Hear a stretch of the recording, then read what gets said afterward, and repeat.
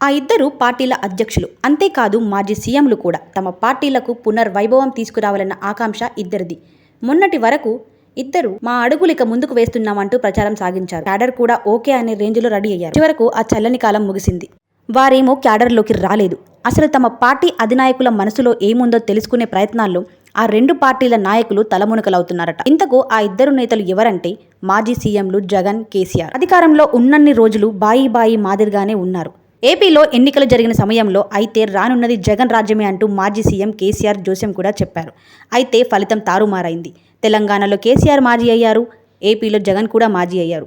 ఇద్దరికి ఎన్నికలు కోలుకోలేని దెబ్బతీశాయని ఎన్నికల ఫలితాలను బట్టి చెప్పొచ్చు.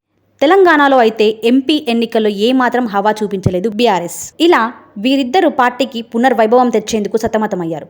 సంక్రాంతికి ముందు వరకు ఇద్దరు ఒకే మాట ఒకే బాటలా టాక్ నడిచింది. జనవరి నెలాఖరున జనంలోకి వస్తున్నామని ఇద్దరు ప్రకటించారు. తెలంగాణలో కేసీఆర్, ఏపీలో జగన్ ఒకేసారి జనంలోకి వస్తారని ఆయా పార్టీల క్యాడర్లు కూడా భావించారు. కానీ చివరికి కథ అడ్డం తిరిగిందనే తరహాలో ఇద్దరు బయటకి రాలేదు. అంతలోనే ఎమ్మెల్సీ ఎన్నికల షెడ్యూల్ విడుదల అయ్యింది. 2 రాష్ట్రాల్లో కోడ్ అమల్లోకి వచ్చింది. ఇప్పటికే జనంలోకి వచ్చి పర్యటన సాగించి ఉంటే దాని ఫలితం వేరేలా ఉండేదని, ఇప్పుడు వచ్చిన ఎన్నికల హంగామా కిందకే పోతుందని రాజకీయ విశ్లేషకుల అభిప్రాయం. ఏపీలో వైసీపీ పరిస్థితి అయితే పెద్ద క్యాడర్ నాయకులు గుడ్ బై చెప్పడంతో క్యాడర్ చిన్నబుచ్చుకున్నారట. ఏకంగా విజయసాయిరెడ్డి రాజీనామా చేయడంతో పార్టీలో కాస్త సైలెంట్ వార్ జరుగుతుందా అనే ప్రశ్నలను లేవనెత్తుతున్నట్లు సమాచారం.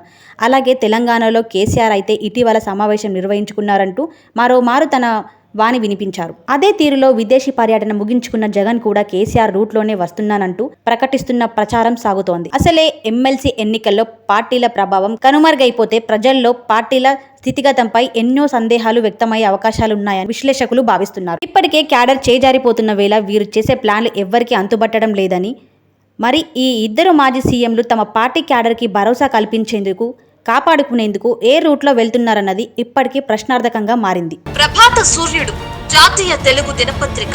ప్రతి అక్షరం నిజం వైపు. నిజం దాగదు, వార్త ఆగదు.